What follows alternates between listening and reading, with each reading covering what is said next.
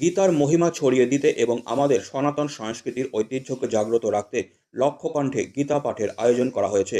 এই মহতী উদ্যোগে সকলকে অংশগ্রহণের আহ্বান জানাই, এমনই বার্তা দিলেন সনাতন সংস্কৃতি সংসদের কার্যকর্তা লক্ষণ বনসাল। আগামী 15ই ডিসেম্বর শিলিগুড়ির কাওয়াখালী ময়দানে অনুষ্ঠিত হতে চলেছে এই বিশেষ অনুষ্ঠান।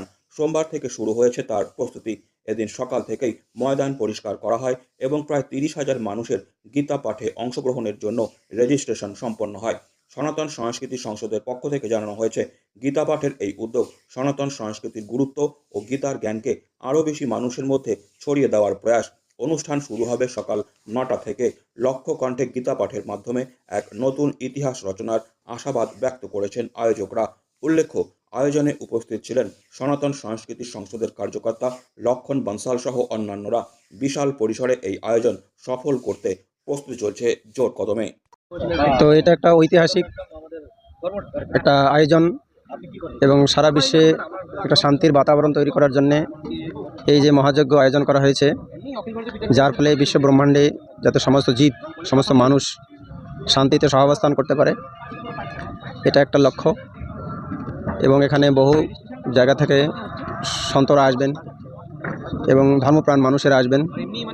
অন্ততপক্ষে 1 লক্ষ লোক মোটামুটি হওয়ার সম্ভাবনা, এর থেকে বেশি হতে পারে।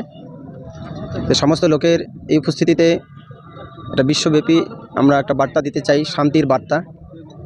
যে গীতার বাণী সারা জগতের জন্য ভগবান শ্রীকৃষ্ণ যেভাবে শান্তি ফিরে নিয়ে এসেছিলেন, ঠিক তেমনি আমরা এই গীতার বাণী সবার মধ্যে ছড়িয়ে দিতে চাই, যাতে করে মানুষ এই গীতার বাণীর মাধ্যমে নিজের জীবনকে সুন্দরভাবে গড়ে তুলতে পারে এবং তা দেখে বিশ্ববাসী তারাও এইটাকে অনুগ্রহ করে গ্রহণ করতে পারে।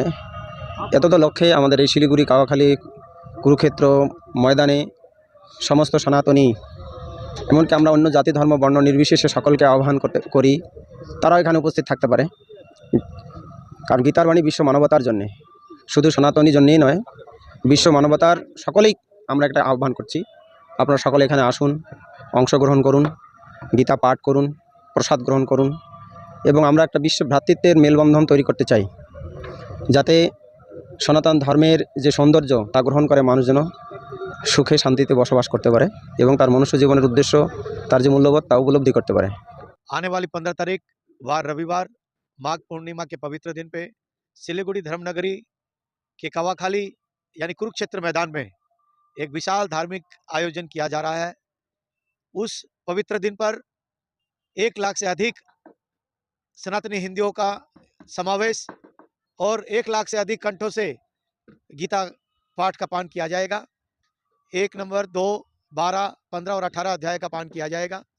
ये कार्यक्रम प्रातः 9 बजे से प्रारंभ होकर दोपहर 2 बजे तक ये कार्यक्रम चलेगा और आप सभी भक्तजनों को आह्वान करते हैं कि आइए सिलीगुड़ी धर्मनगरी के कावाखाली यानी कि कुरुक्षेत्र मैदान पर ये शुभ अवसर का लाभ उठाए और अपने जीवन को सफल बनाए।